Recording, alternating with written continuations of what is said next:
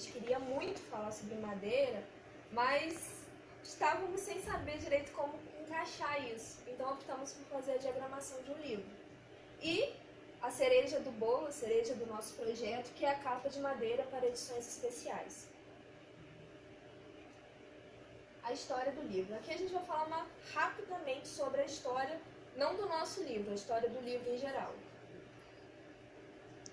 Então, para ser bem breve e não perder muito tempo, tudo começou, Alan, né?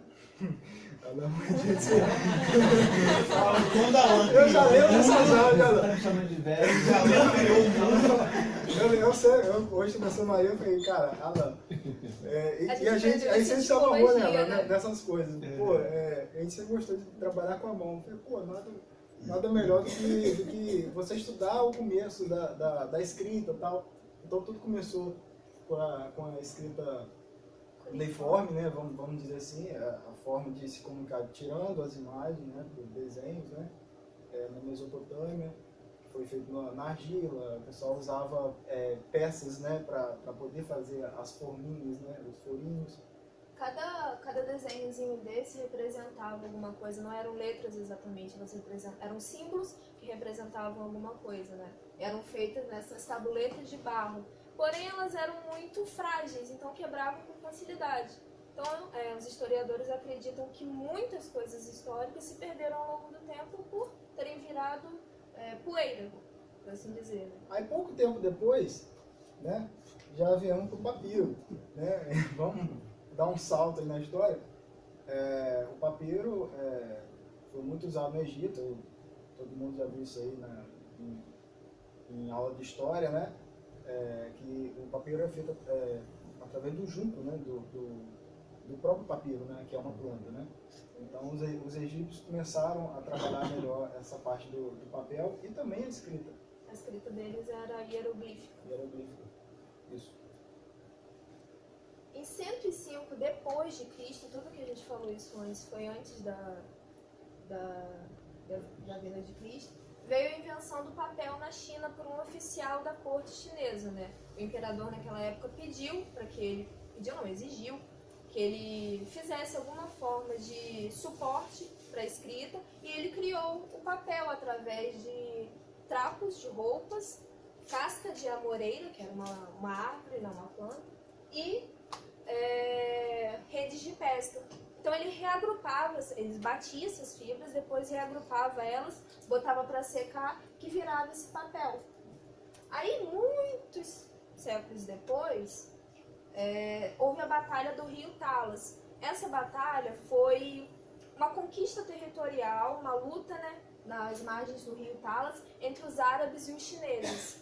Quando isso aconteceu, os árabes capturaram alguns chineses que tinham esse conhecimento para fazer o papel, já que a China monopolizou por muito tempo esse conhecimento, né? Os árabes sequestraram esses chineses, deixaram eles em cativeiro, fazendo papel para eles. Muito tempo depois, os árabes, já com o conhecimento do papel, levaram esse papel para a Europa. Chegando lá, eles venderam esse conhecimento para a Espanha, para a Itália e para Portugal. Também nessa época, um pouco antes da invenção de Gutenberg, na Idade Média, houve a escrita em cima do pergaminho, que era feito de peles de animais. Esse pergaminho foi utilizado por muito tempo, já que era um suporte resistente e pegava qualquer tipo de tinta, de pigmento. Então era muito mais fácil para os cristãos na Idade Média difundirem o evangelho através do pergaminho. Não podia faltar que tinha Gutenberg, né? E esse aí para marcar de vez, né, a história da escrita e para puxar o começo do livro e da impressão, né, na verdade, né?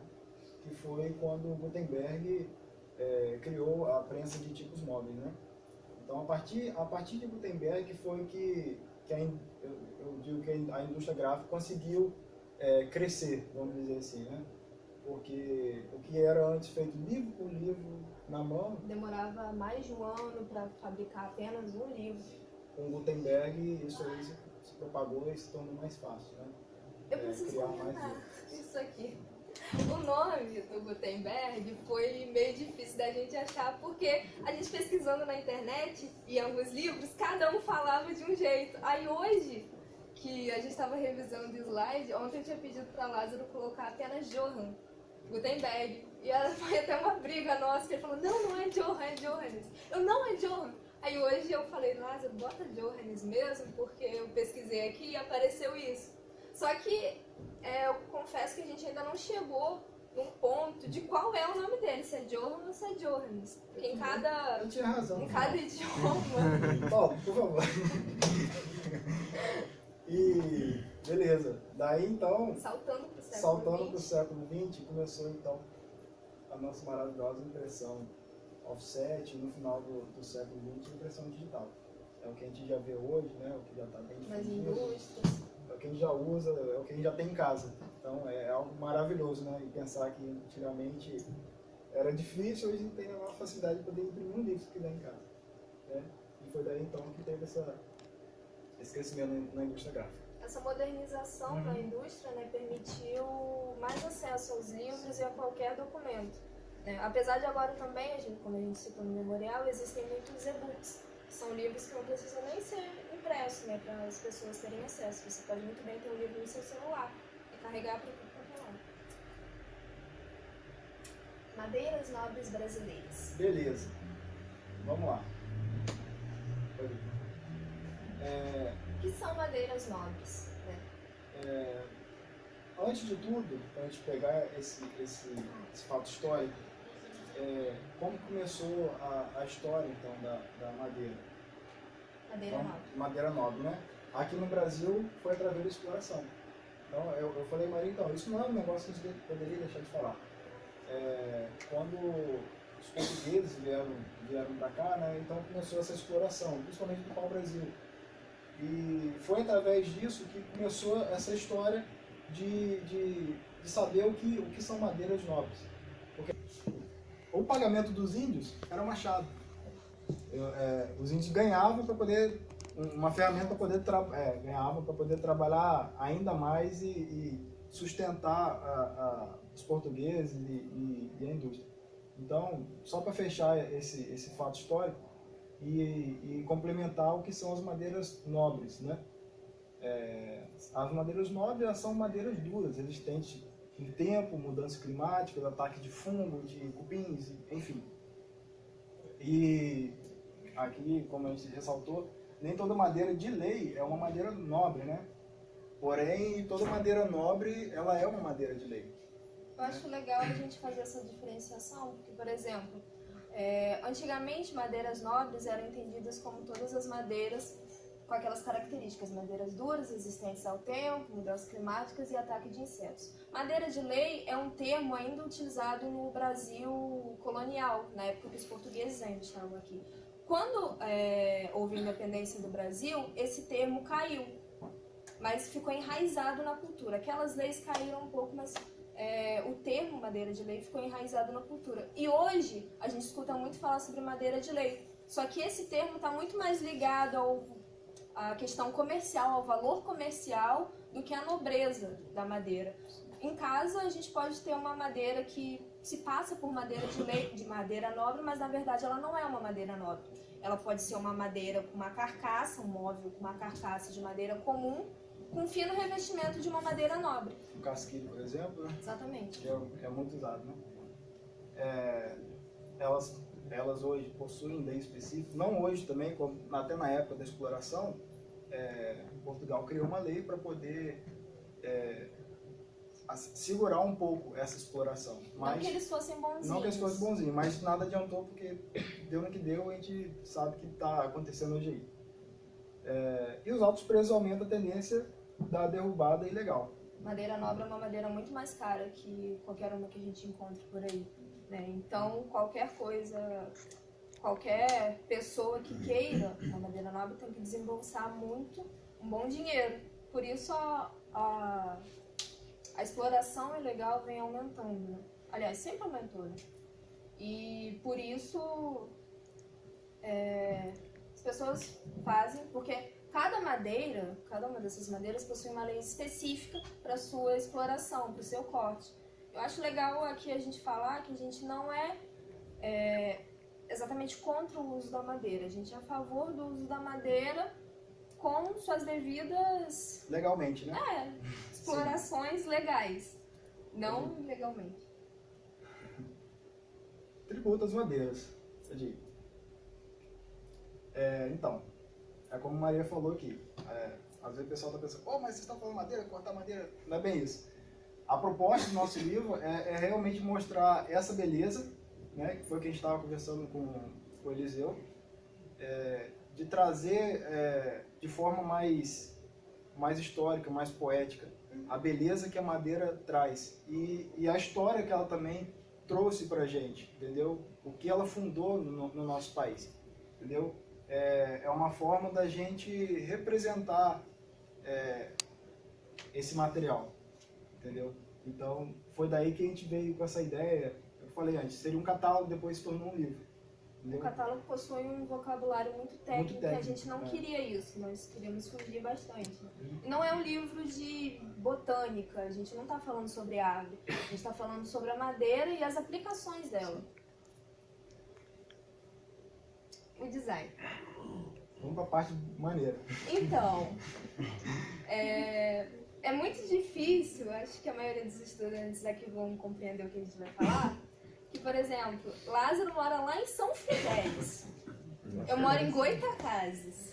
Então, pra gente se reunir, ficou muito difícil, né? Fora que Lázaro sempre reclama do preço da passagem, Campos está essa bagunça do transporte. Então, aí a solução encontrada foi a seguinte: cada um na sua casa, e através de um aplicativo nós compartilhávamos a tela do computador. Então ele conseguia mexer no meu computador da casa dele, lá em São Fidélis, e eu conseguia mexer no computador dele da minha casa, lá em Goitacazes. Entendi. Então aqui a gente fez um resumo, tá, de como que funcionou mais ou menos. Aqui São vocês dois ali? Somos. Como que funcionou mais ou menos essa conexão. Não. Aí quando dava um tempinho na segunda, a gente estava de vez em quando aqui, né, na sala Eliseu, correndo para poder fazer nós isso. vínhamos pro IF também, só que não dava pra gente vir direto. Até porque o trajeto até aqui, a gente perde esse tempo, né? Então, e cada um na sua casa, a gente conseguia ficar horas conversando. Até minha mãe reclamava, que ela vinha falar alguma coisa comigo e sai, eu tô falando. Mas isso foi muito bom, porque a gente conseguiu adiantar muita coisa, cada um na sua casa. Então lá a gente trabalhou bastante com os programas que aprendemos aqui no curso, como o Illustrator, o InDesign, o memorial descritivo e o livro foram todos montados no InDesign. Sim. O Photoshop, né? O Photoshop também para recortar as imagens. Isso aqui é um resumão de tudo que a gente fez. Porque é muito detalhe, né? O formato do livro é a relação entre altura e largura. Os formatos mais populares, mais padrões que existem, é o paisagem, o retrato e o quadrado. O formato escolhido para o nosso foi o paisagem. Apesar de parecer um pouquinho quadrado, ele é paisagem. E a nossa ideia também, por ser mais fácil até para a impressão, a gente pegou numa folha A4 para fazer a impressão e fazer o refilho ali mesmo. Porque ao mesmo tempo que o nosso projeto é digital, ele tem muito manual. Entendeu? Isso a gente vai ver daqui a pouco. Então foi, vamos fazer em formato que dê para que a gente consiga refilar e manter esse padrão meio que retangular e não quadrado. Esse daqui é o formato do livro para produção em larga escala, que nós fizemos duas versões. Uma para produção em larga escala e outra para edições especiais com a capa de madeira. Então o formato em edições para produção em larga escala possui 23 centímetros por 20, ele fechado, e ele aberto 46 por 20. E o formato para madeira, a gente ganhou um pouquinho, não é a área de onde vai ser a informação. A gente ganhou esse espaço mais para na hora que prender, vocês vão ver ali, para você conseguir folhear melhor, entendeu? Para ficar mais legível e mais fácil, né? Beleza. O papel que a gente utilizou para impressão em larga escala seria o papel couché. As páginas seriam 150 gramas, a sua gramatura, e a capa seria o dobro, né? Seria uma capa mais durinha. É um livro relativamente pequeno de conteúdo, né? Mas aí 300 gramas a gente achou que ficaria assim, mais ideal, entendeu? Não fazer capa muito grossa, que aí requeria mais páginas.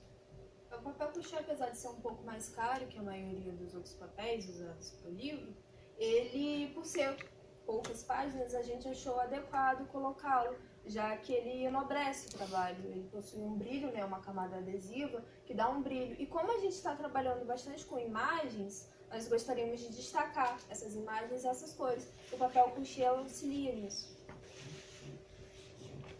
Tipografia. Lá? Quer falar? Ah, tá. Isso é. A Bodoni foi a nossa tipografia. Por que a Bodoni? A gente estava pesquisando alguns tipos e a gente gostou muito do formato dela, que é um formato mais simples, um formato serifado, facilita a leiturabilidade, né, em textos, né, por mais que o nosso livro não seja focado para texto, mas tem. Então, se um dia vier outras versões e tiver mais texto, então já seria o padrão que a gente ia usar. E também pelas suas variações.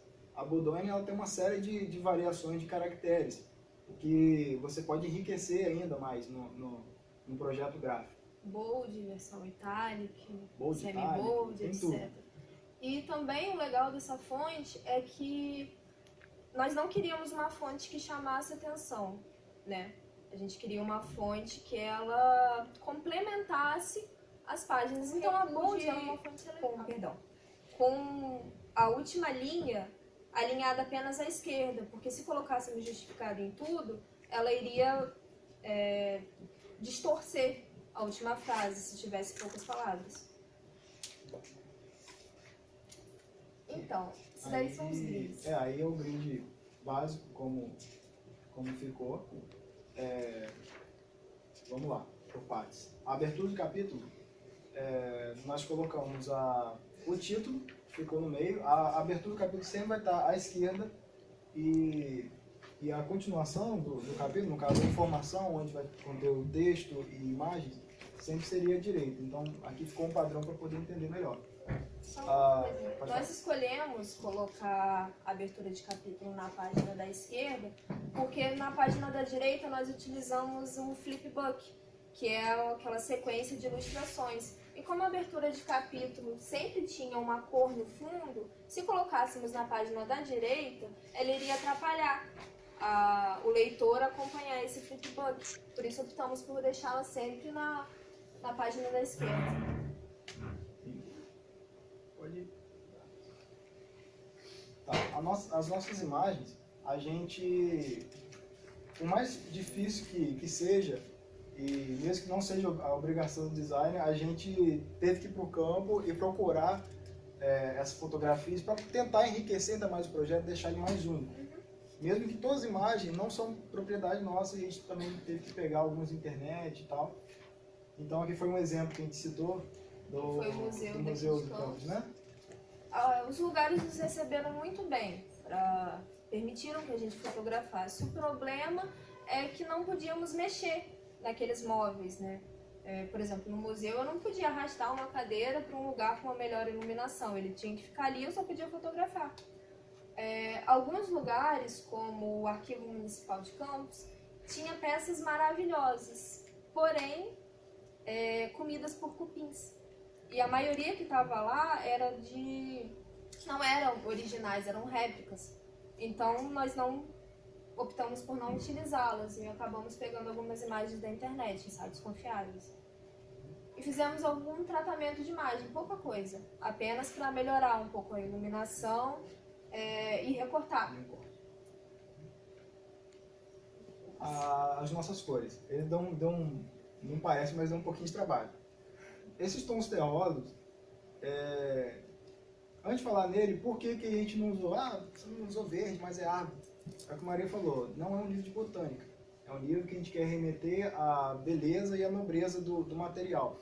Então, nada mais justo do que a gente pegar tons que chegassem o mais próximo possível dos tons das madeiras, né?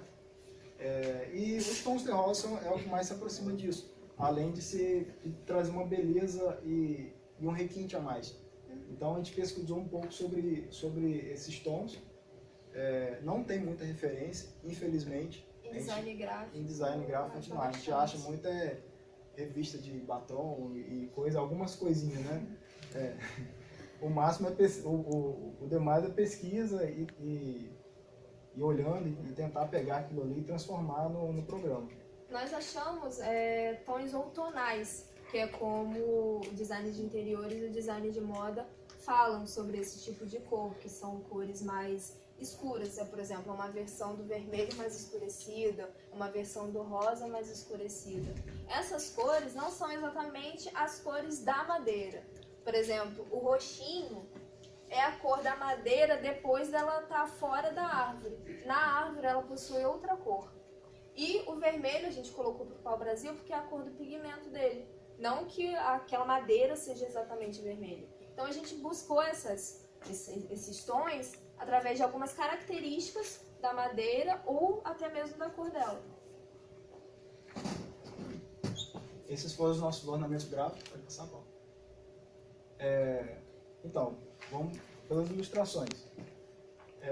Quando a gente estava pesquisando, a gente via muito falar em livros antigos que o pessoal catalogava através de ilustrações. Já que naquela época não tinha fotografia. Não tinha fotografia e tal, então a galera catalogava através de ilustrações. Pô, nada mais justo que a gente aproveitar desse dom e tentar trazer isso um pouco. Como eu falei, não é um livro de botânica, mas se a gente pegar alguns elementos para conseguir representar a madeira, seria interessante. Foi o que a gente usou através das folhas e tal. O traço aí utilizado, que eu desenhei, é o mangá, porque a gente usa bastante achuras, né? E eu acho que foi a melhor forma de representar também. Tanto é que aquele tronco está bem rachurado. E eu tentei mesclar um pouco. Eu puxo um traço do mangá, mas também tem um pouquinho de HQ. Então a gente conversou e falei, pô, vamos tentar trazer isso para enriquecer ainda mais o nosso trabalho. Até porque o traço é seu, você desenha há anos, então ele colocou o traço dele um pouco mais realista para alguns desenhos e um pouco mais, quase uma caricaturazinha aqui para outros. A gente usou também Formas indígenas também para também remeter àquele começo da história da exploração. Então seria interessante. Interessante, obrigado. Porque eu acho legal a gente falar isso. Esses anéis de crescimento são os anéis de crescimento da árvore. Eu não sei especificamente, acho que o Lázaro pode explicar melhor se representa cada ano da árvore. Eu acho que o Eliseu vai saber explicar isso ainda melhor. Não, ele tem um tempo, né? Tem os períodos de seca e os períodos de chuva. Sim, sim. Isso tá aqui no... Tá aqui no trabalho, é por isso que eu sei. Não é o mesmo crescimento, não é por ano como a gente faz com a gente, né? A árvore ela tem o tempo dela. Então cada anel representa um desses tempos. Cada anel do seu cerne representa esse tempo, né? O que é cerne, Lázaro? Tem que explicar. Cerne e alburne. O cerne é a parte interna da madeira, geralmente é a parte rica, a parte nobre. É a parte que a gente mais dá valor, é o cerne. A encadernação seria através de parafusos, de serrote. O revestimento interno seria de camurça, justamente para remeter à cor do pau-brasil, dessa pigmentação. Esse foi o nosso processo, né? Aqui foi quando a gente começou a cortar, né, colher as madeiras e escolhendo qual seria melhor. Aqui a gente escolhendo montando, né, porque as né? capas do livro foram montadas em cima de um compensado. Então, por cima desse compensado, nós colamos essas ripas de madeira. Então aqui a gente estava escolhendo ainda, vocês percebem que elas estão muito grandes. Escolhido as madeiras, colando com uma cola própria para madeira. Importar. Aqui a gente prensou, né? Vou mostrar bem rapidinho para não tomar muito tempo. Pode ir, Paulo. Ali foi o furo. Para encaixar o parafuso. Para encaixar o parafuso, né? As capas. Cortando, eu quase perdi o dedo. Avalie isso, tá aí. Aqui foi usando as dobradiças, porque a nossa ideia seria trazer essa questão como se fosse uma porta abrindo, né? Aqui já com as dobradinhas montadas, o lixamento, né, lixando e Pra ele ficar retinho, né? isso aí a gente tinha que alinhar. Vestiu o ateliê todo lá. Mas eu aspirei. E aqui depois foi passando a seladora para poder dar o acabamento final. Pra que a que capa. serve a seladora? A seladora é o que protege, né, gente, a madeira. Seladora, verniz, resina. Vocês percebem que ela também dá uma cor mais bonita. Sim, Ah. a resina isso aí. E esse é o... Esse foi o projetinho nosso final. A nossa cerejinha, que deu trabalhinho de fazer. A capa ficou assim, tá? Deixa eu colocar mais próximo da luz. Ó, ficou bonito. Então, chega. Gostou? A nossa ideia foi usar esses parafusos para agregar. Aqui do lado foi uma madeira mais rústica, que eu catei lá de Eliseu. Enfim. Tá? E a forma dele abrir seria assim, como se fosse uma porta. Tá? A quarta capa foi feita de casquilho, né? É Sim. como a gente falou, alguns móveis hoje em dia, elas não possuem, elas possuem a carcaça de alguma madeira mais comum e um revestimento de uma madeira nobre. No nosso caso, nós usamos a carcaça dela de compensado e esse revestimento de casquilho. E aqui ficaria o livro, aquela parte que a gente falou das folhas, ele fica para cá, para não atrapalhar na hora de você folhear. E o flip book, ele fica aqui, nesse cantinho aqui. Se tiver mais páginas, Com mais o flip book páginas fica fica mais mais rico. interessante, mas a proposta seria usar dessa forma, sabe? Fechou, guardou. Vou deixar com você. Vocês vão ali. Pode deixar ali? Queria pegar.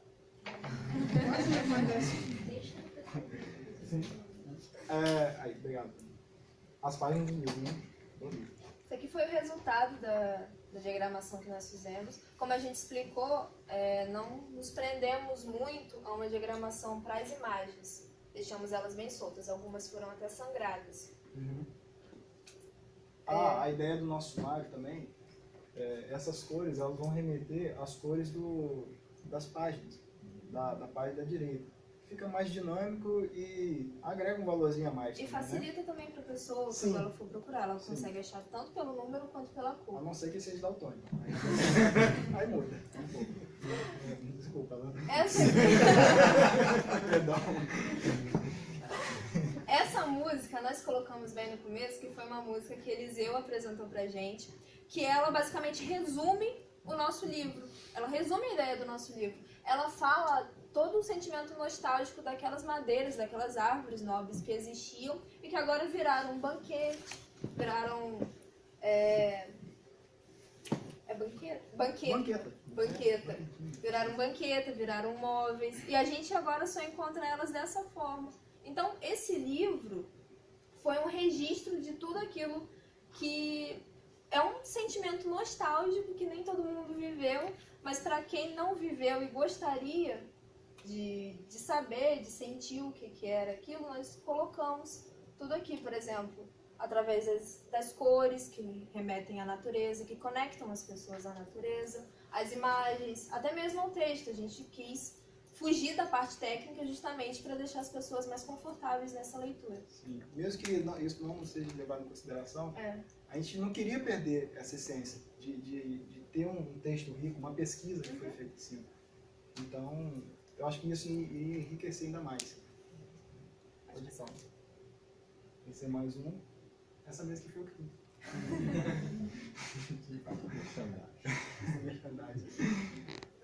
Resina. tem resina, por isso que eu trouxe. A gente também queria botar resina na capa, mas foi melhor não. A ideia Você só bota para resina complementar no isso mundo. aí, a capa a gente lixar toda e colocar a resina. Só que ela deu uma textura que ficou legal. Uma pessoa que ia passar a mão ia sentir, eu acho que ia agregar mais.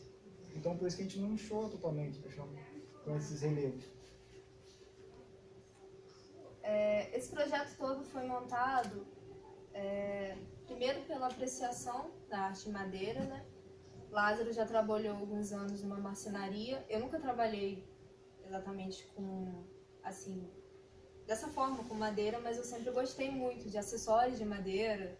E aqui a gente teve a oportunidade de ter com o Eliseu essa seletiva, que foi ao longo dos períodos, foi somando pra gente e aumentando essa vontade de falar sobre madeira. A gente gosta muito, não gostaríamos de mostrar para as pessoas um pouco mais sobre a madeira. Eternizar esse projeto, né, que não tem melhor forma, aliás até tem, mas a gente escolheu a forma de montar um livro para eternizar essa vontade nossa e falar sobre o conhecimento adquirido com as pesquisas e pelo curso. Que, como a gente falou na conclusão do memorial, desde o primeiro período, a gente para montar esse projeto, a gente foi buscando coisas desde lá. Foi agregando, né? Foi agregando. Com o tempo, né? Até então, o curso foi o que proporcionou isso pra gente, né? as conversas. Por mais que a gente seja design gráfico, eu acho que a gente tem que abrir um pouco os horizontes, né? Abrir um pouco a mente e tentar absorver aquilo que tudo a gente tem para poder criar. Eu acho que esse é o pensamento maior do design, né? É sair um pouco da caixinha e tentar buscar outros materiais, buscar novas formas de impressão, por que não, né? Então, a gente deve isso ao curso, né? Por ter proporcionado isso tudo, né? Nessa trajetória. Certo? E muito obrigado, Muito gente. obrigada.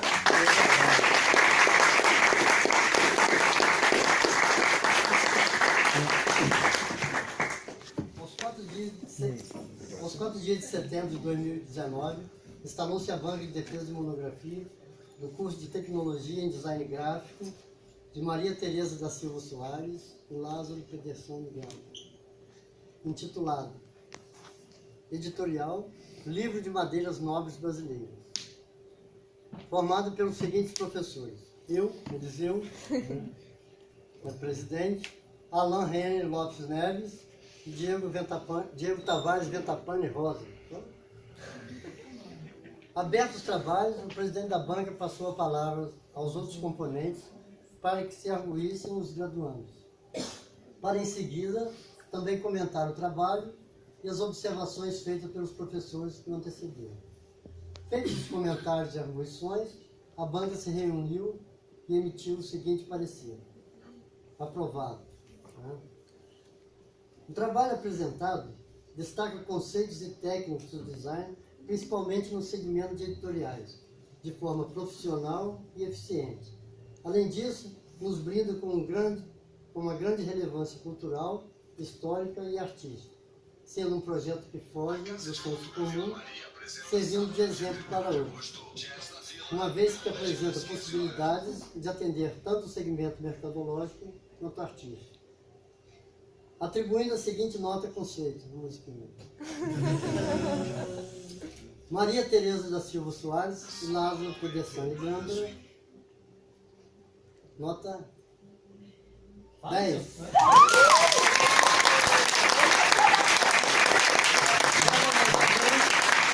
Vamos encerrar o trabalho. E eu, Eliseu, lavrei a ata que vai por mim assinada e pelos membros da banca. E hoje... Mocidade, né?